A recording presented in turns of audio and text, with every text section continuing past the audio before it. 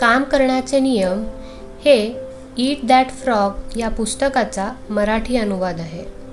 Brian Tracy यांनी लिहिलेलं हे पुस्तक प्रतिमा भांड यांनी अनुवादित केलं आहे. साकेत प्रकाशनने प्रकाशित केलेलं हे पुस्तक मी सायली दरकराठी वाचत आहे. तंत्रज्ञानामुळे वेळ वाया घालवू नका. फक्त गती वाढवण्यापेक्षा आयुष्यात अजून खूप काही आहे.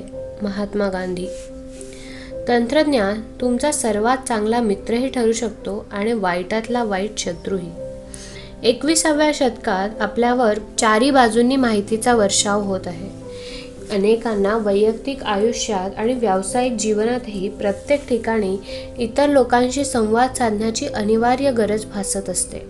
अखंड संवाद करण्याची, जोडलेलो असण्याची ही प्रबळ इच्छा यामध्ये mobile, blackberry, personal digital assistants, internet आणि मायक्रोसॉफ्ट आउटलुक आणि मायझर सारखी उपकरणे लोकांना मानसिकरित्या श्वासही घेऊ देत नाही. आपल्याकडे 2 मिनिट थांबायला, गुलाबाचा सुगंध घ्यायला आणि आपले विचार गोळा करायला देखील वेळ नाही. आपल्याकडे पर्याय आहेत.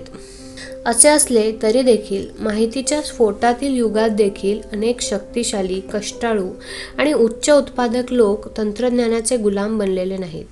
त्यांचे आयुष्य बऱ्याच अंशी त्यांच्या नियंत्रणाखाली असलेले दिसते.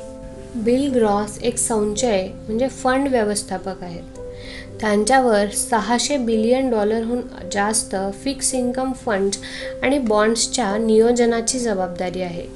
ते एकाग्रता वाढवण्यासाठी नियमितपणे व्यायाम आणि ध्यान करतात. या दरम्यान ते तंत्रज्ञानाचा थोडाफारही वापर करत नाहीत. ते आपला फोन बंद करतात आणि व्यायामाला सुरुवात करतात. त्यांचा या वेळेत असे लोक अडथळा निर्माण करू शकत नाही ज्यांना संपर्कात राहण्याची जरा जास्तच गरज भासते. आणि त्यांचे असे म्हणणे आहे की त्यांनी आजपर्यंत कधीच कोणताही महत्त्वपूर्ण संदेश गमावला नाही. शांत राहून, डोके ठिकाणावर ठेवून सर्वश्रेष्ठ स्तरावर योगदान देण्यासाठी तुम्हाला नियमितपणे तंत्रज्ञान आणि साधनांपासून दूर राहण्याची गरज भासते.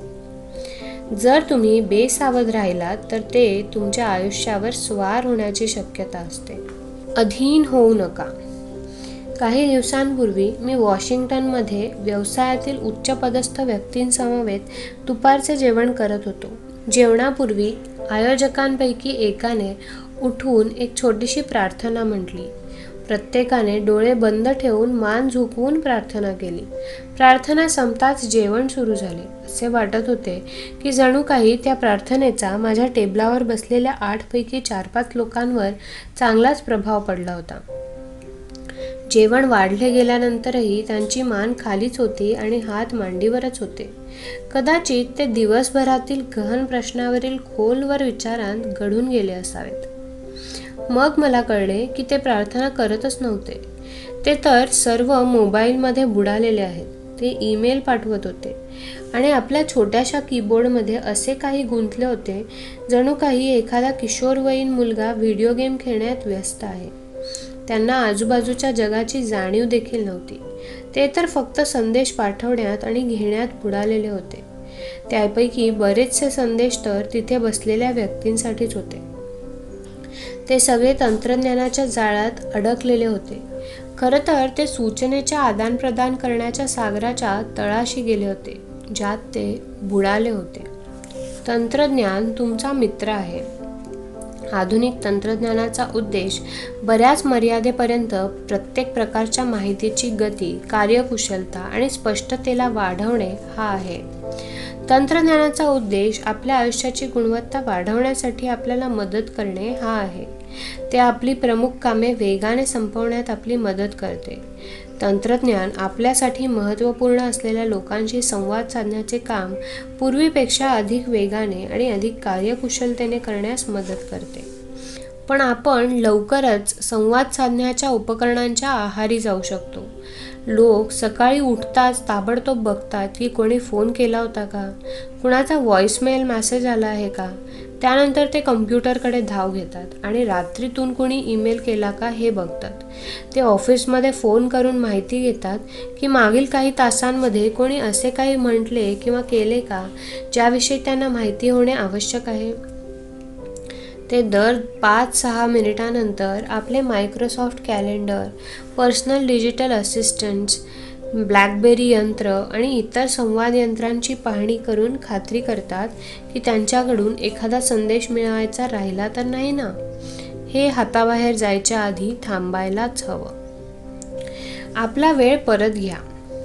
माझ्या एका ग्राहकाचे वितरक 29 राज्यांत पसरलेले आहेत. ते कम्प्युटरशी बांधलेले आहेत असे त्यांना वाटायचे. ते दररोज कित्येक तासांपर्यंत ईमेल पाठवत आणि वाचत राहायचे. ते त्यांच्या कॉम्प्युटरवर जितका जास्त वेळ द्यायचे तितकेच त्यांचे महत्त्वपूर्ण काम पूर्ण होऊ शकायचे. अर्धवट कामांमुळे जो तणाव निर्माण व्हायचा तो एखाद्या हिमनगासारखा त्यांच्या डोक्यावर लटकत राहायचा. त्यामुळे त्याच्या व्यक्तिमत्व, आरोग्य आणि झोपेवर परिणाम होऊ लागले. आम्ही त्याला 80-20 नियम शिकवला आणि हेही सांगितले की ईमेल्ससाठी त्याचा वापर कसा करायचा. त्यांच्याकडे येणारे 80% ईमेल्स महत्त्वहीन असायचे. उघडायचीही गरज नसायची. त्यांना तर ताबडतोब डिलीट करायला हवे होते. उरलेल्या 20%पैकीही फक्त 20% म्हणजेच खरं तर 4% ईमेल्स काही महत्त्वाची माहिती असायची. उरलेल्या 16%कडे दुर्लक्ष केले जाऊ शकले असते किंवा ॲक्शन फोल्डरमध्ये टाकले जाऊ शकले असते, जिथे त्याच्याबरोबर एकावेळी एक असे करून काम करता येऊ शकले असते. प्रमाणित करा आणि काम सोपवा. माझ्या क्लायंटला असे वाटायचे की इतर कुणामध्येही त्याच्या ईमेल्सची छाननी करण्याची क्षमता नाही. याच कारणामुळे कितीही वेळ लागला तरी तो दररोज 300पेक्षा जास्त ईमेल्स स्वतः वाचायचा. आम्ही त्याला पटवून दिले की त्याने त्याच्या सहाय्यकावर हे काम सोपवावे. तिला त्याचे प्रशिक्षण द्यावे की कोणते ईमेल महत्त्वाचे असतात आणि कोणते नाहीत आणि सर्वसाधारण प्रश्न आणि विनंतींना उत्तर कसे द्यावे. तो हे बघून थक्क झाला की फक्त 2 तासात सहाय्यकाने त्याविषयी व्यवस्थित शिकून घेतले आणि त्यांचे ईमेल अकाउंट ती उत्तमरित्या सांभाळू लागली. त्यानंतर ती दररोज सकाळी आल्यानंतर निरुपयोगी 80% ईमेल्स डिलीट करायची. मग ती महत्त्वाचे ईमेल्स एका वेगळ्या फोल्डरमध्ये टाकायची ज्यामध्ये तिच्या साहेबांनी काही महत्त्वाचे काम करण्याची विनंती केलेली असायची. जर एखाद्या ईमेलविषयी तिला शंका आली तर ती त्याला एका प्रोसेस फोल्डरमध्ये टाकून द्यायची, म्हणजे तिचे साहेब त्याच्या सवडीने ते बघू शकतील. पुढच्या भेटीत त्या क्लायंटने मला सांगितले की त्याने या अभ्यासाच्या परिणामांची मोजणी करून हा हिशेब काढला की आता दर आठवड्यात त्याचे 23 तास वाचत आहेत, ज्यामध्ये तो त्याची सर्व बेडकं गिळू शकतो आणि आपले सर्वात महत्त्वपूर्ण कामही पूर्ण करू शकतो. या उपायामुळे त्याचे आयुष्यच बदलले. त्याचा तणावाचा स्तर खूप कमी झाला. यामुळे परिणामतः त्याचे आरोग्य सुधारले, ऊर्जेचा स्तर उंचावला आणि तो जास्त शांत आणि सकारात्मक झाला. आता तुमच्यासाठी एक प्रश्न आहे. जर तुम्हाला दर आठवड्यात 23 तास जास्तीचे मिळाले तर तुमचे आयुष्य कसे बदलेल, ज्यामध्ये तुम्ही विचार करू शकाल, नियोजन करू शकाल, महत्त्वाच्या सहकाऱ्यांशी बोलू शकाल किंवा आपल्या जोडीदाराबरोबर फिरायला जाऊ शकाल. गुलाम बनायला नकार द्या.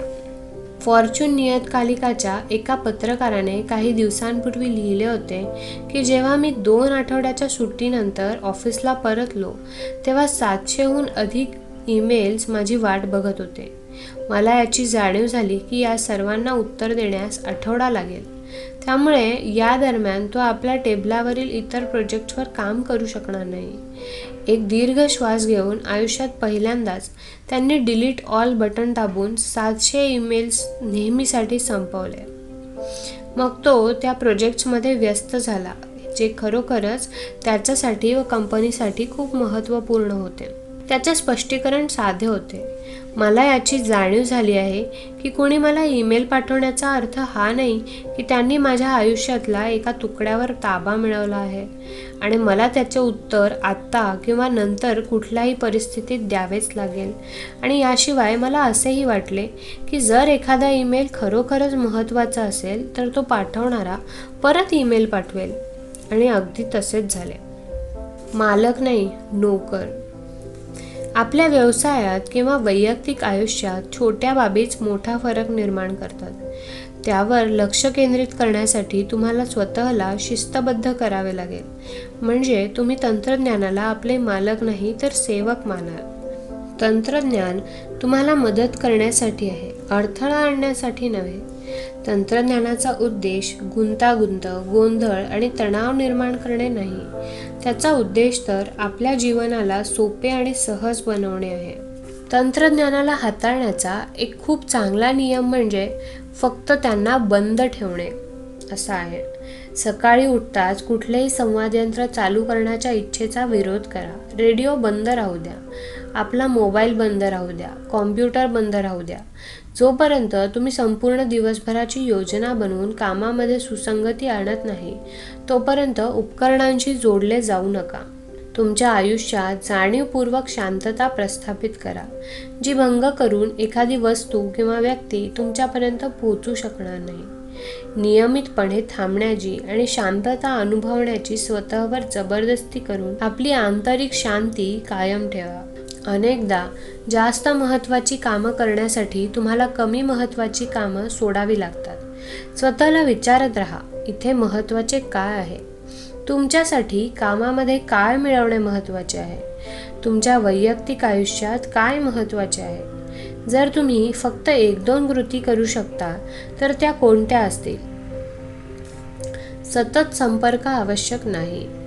लक्षात ठेवा, जेव्हा तुम्ही एक दिवस, एक आठवडा किंवा एका महिन्यासाठी सुट्टीवर जाता किंवा व्यवसायापासून दूर जाता आणि संवाद यंत्र जोडले न गेल्यामुळे संपर्कात नसता, तरी त्यामुळे काहीही होत नाही. तुम्ही संपर्कात असा किंवा नसा, हे जग उत्तम प्रकारे चालत राहते. समस्या सुटतात, उत्तरं शोधली जातात, काम पूर्ण होते आणि आयुष्य नदीसारखे प्रवाहित होत राहते.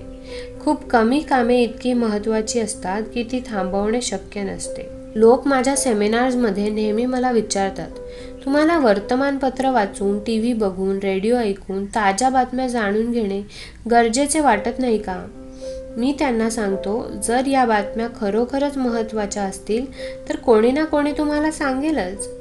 जर घर, ऑफिस, देश किंवा जगात एखादी महत्त्वपूर्ण घटना घडली आहे तर इतर कोणी तुमच्यासाठी तासनतास त्या बातम्या बघेल आणि संधी मिळताच ताबडतोब तुम्हाला सांगेल.